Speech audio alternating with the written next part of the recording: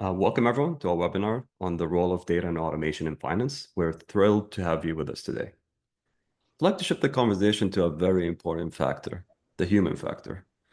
Question to you, Jawad. We talk a lot about automation, but finance is still a very human-driven function. How do we make sure human judgment and experience stays central as teams become more data-driven? Yeah, it's a really interesting question that comes up more often, particularly with the advent of AI solutions, where people say, well, what role is left for me to do, or what role will be left for me to do in the advent of where the AI journey may take us? So there are many different perspectives. I'm happy to share my personal perspective on this. The fundamental comes down to how you provide challenge, right? How do you challenge outcomes? And outcomes can only be challenged if you know what to challenge in the first place. It's a bit like trying to data mine, right? If you're data mining and not knowing where to look for information, you're going to be data mining everywhere. But actually, if you're savvy in a domain or a spectrum, you'll know naturally where to pivot to. So for me, finance judgment is always going to be required to join the dots. And I'll maybe provide the use of that in terms of the AI evolution and where that's taking us. So let's take a savvy finance professional. A savvy finance professional will have a good grasp of financial data. They'll understand the metrics, understand the implications, and they're not going to consider numbers in a vacuum. They would appreciate like hierarchical and account relationships and have knowledge of drivers behind things like balance sheet KPIs. They may not know which drivers are more influential, but they'll know what they are. If we take the example of a language model, language models don't necessarily have that instinctive understanding, but the model process information that comes in as tokens, this uncovers statistical relationships and produces outputs based on some recognized patterns. So language models don't have the, let's say, typically don't have the processing limits, or aren't necessarily built with techniques that take away the human judgment. You're going to need that, particularly with financial data, which is inherently very complex. It's multidimensional, it's relationship driven. And that needs to be presented, that needs to be managed in a form that at least is digestible to multiple models. Yes, there are techniques available that might improve the ability for those models to run, chunking, embedded base retrievals, and the rest. But the inherent limitations aren't necessarily alleviated. The importance of data, for example, as the mechanism and the glue that helps improve the inference of those models, is going to be highly important. And the only people that understand that the best are the ones that are the acumen in that domain, the finance professionals. So for me, the role becomes the guardians of information, the ones that provide challenge to models and outcomes, the ones that are able to join the dots across a wider spectrum. Those that understand finance the best are the ones that can do that. Those that don't are going to fall behind. And that's in a way why I think finance acumen is even more important now than it was before. It doesn't mean that it's eradicated or taken away. It's elevated to a point where more challenge needs to be provided. Well said. Ollie, can I just jump in with one comment on what you want to say? Of course. And from kind of the practicing side of it, I mean, it might be trite, but I think we've probably all heard the saying that AI is not going to take all our jobs, but the person who's using AI or AGI more effectively will. And understanding that what that means, I think for me at least, I see it. I can see finance becoming much more of a hybrid role, where it's not just purely accounting or purely business analysis. It's a combination of the financial acumen, but also like a data science element and strategic development. Whereas Jawad said, like understanding what the data is telling me, knowing where to look for it, how to bring it all together, how to use the technology to more efficiently do what needs to be done. And I think it's happening so rapidly. It's important to kind of maintain a focus on, okay, what's the end result? What are the questions we're trying to answer? What are the things we're trying to do? And how do you marry kind of that traditional, if you will, finance skill set with more of a data science, more of a technological set, such that I could see, future, like looking at like workforce talent shift and kind of emphasizing the combination of all the things, versus just one thing where it's a certain specialty. Great.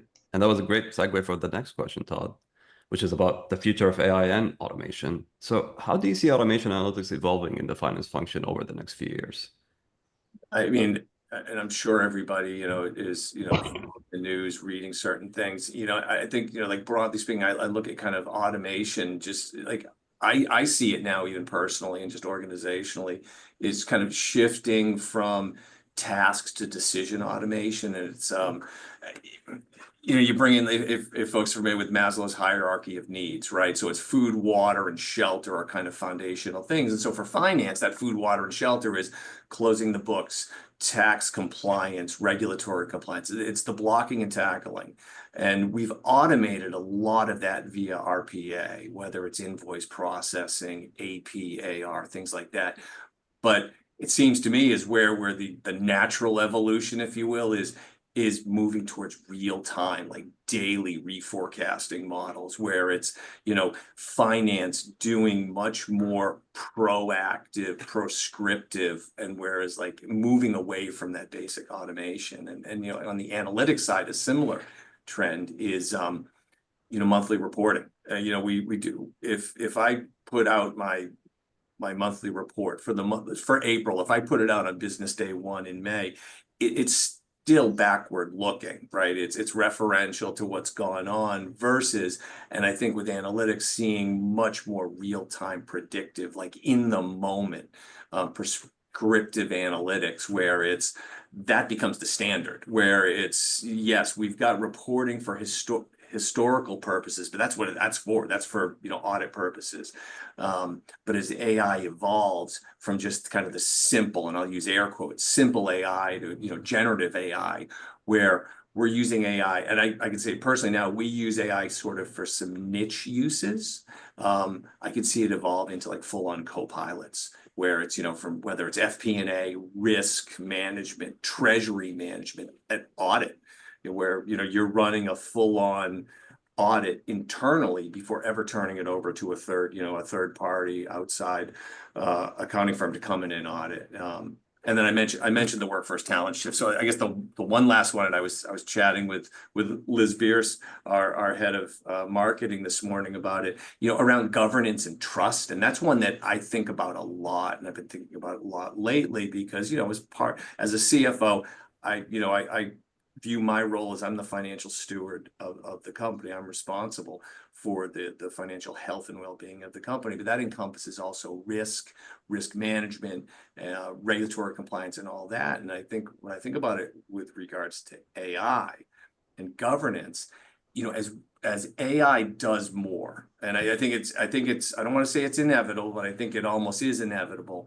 I think it's going to be crucial for finance and finance professionals to focus on governance, meaning like not just data quality, auditability, but AI ethics, AI rules, explainability, such that, back to Ali, your question on workforce and workforce acceptability. It's ensuring people are comfortable not only with what AI is doing or like automation is doing or analytics are doing, but what it's being used for, what the results are, such that eventually do we see KPIs for AI performance, AI accuracy, data quality, and all those things. And I'll liken it to, and I was joking with Liz about this morning. I liken it to I was thinking about autonomous vehicles. Right now, using Waymo as an example. Waymo is currently operating in a number of cities, and the last I was reading about them, they're operating, and they do autonomous taxis, and they're doing upwards of 250,000 rides per week in Los Angeles, Phoenix, and San Francisco. There's a company, Kodiak Technologies in Texas, that's actually doing autonomous trailer trucks driving from Houston to Dallas, and they're in test mode. But if you ask the average American, well, are you comfortable with autonomous vehicles being ubiquitous? I think most folks are like, boy, that makes me a little nervous. Like, what are the guardrails, like literal and figurative, what are the guardrails around that operation today? And we think about that and say, well, okay, what's going to happen and what it's going to look like in 5 years, and are we planning for that? And so like tying that back to finance is, well, finance, we do certain things today and we do it in a certain way. I think with the technology, it's going to change all of that. What's that going to look like in 5 years? To the extent we can know that is probably limited, but how do we plan for that? And I think a lot about that, and that's in the governance space, and how, you know, how it affects where it goes, and how we manage it as finance professionals. Great insights. And Jawad, given your experience and expertise, what should finance leaders be doing today to prepare for that future? Well, I think a lot of the effort comes back to reinforcing foundational capabilities. And if organizations are to advance, they need to carefully consider how they're setting up, the core structures underneath them in order to realize what lies ahead. So the things that you can do, things that we can be very actionable on. Finance leaders can absolutely and should be doing much more to empower finance professionals with capabilities that do make them autonomous or self-serve. So Todd's point around, becoming more autonomous, I mean, there is a vision, we can kind of see this one day, where accounting can be autonomous, auditing can be autonomous, and the concept of periods may disappear. We may not even need a period. It just moves to a view that you have at any point in time. Takes away month end, quarter end, and the rest. And that's a wonderful vision to have, right, in terms of how much burden is reduced. But the way that you do that is, well, we have to continue driving automation. You have to continue increasing self-serve capabilities and making people aware of what's available to them. I think maintaining that effort is where a lot of challenges lie. Like, how do you maintain a snowball effect where you start in one place and extrapolate and continue to drive that momentum across the organization? You've got to find incentives to do that. Motivating employees as well to repurpose what they do and drive high value outcomes comes with tone from the top. So you know what? I want you to think differently about your role. I'll incentivize you to do so. I want you to bring forward ideas. You're going to be compensated for that. You're going to be seen as a champion, and the spotlight's going to be shown on you. So that's a very, top-down message that needs to be managed and delivered. Absolutely needs to be some control and governance, right, around how a lot of this is advanced. People are very worried at the pace, and that's natural. That's a natural thing in terms of concern. So what is the data governance practices that need to be enforced? How does that align with AI governance? How does that align with wider practices, policies, and procedures? Still needs to be a strong emphasis on that. We do come back to a key point around how do we focus on data quality to help rebuild trust so that we can realize new opportunities that AI will bring. That requires someone also to assess, well, what are the right applications? What are the right tools and technologies that would align to finance processes and use cases? There isn't a silver bullet. Everything's going to have an appropriate tool, technology, or application that's aligned to it that would improve. And someone needs to, or collection of people, or consensus needs to be achieved as to, well, what's right for what application. There's a role creation in there as well, I think, when it comes into AI governance, but particularly for finance, that are very front and center with all of the information available to them, with the prevalence of other systems applications that have grown organically and organically. So good to think big, start small, think about how you can pilot solutions. Alteryx worked with all of our partners, and Lidoni obviously are well placed to support how we help customers go from small and scale and do that in a controlled and managed way. But have some state in mind, and I don't want to call it end state, but let's say a more mature state. Know what you're moving to, and that's kind of aligned to, let's say, top-down hierarchical KPI, saying, well, how does this thing that we're doing align to a key metric that we're looking to achieve throughout the full life cycle of the organization? Otherwise, it becomes so detached. It doesn't become aligned to a goal and incentive, something that the organization trying to achieve. Have that mature state in mind, know how it aligns to hierarchical KPIs and where you live in that equation across the organization. Continue to experiment, pioneer, innovate, and encourage those to do so around you. Thank you. Thank you both. Tons of insight here. So thank you all again for joining us, and huge thanks to you, Todd and Joel, for sharing your time and insights. And if you'd like to keep the conversation going, feel free to reach out. And that, have a great rest of your day.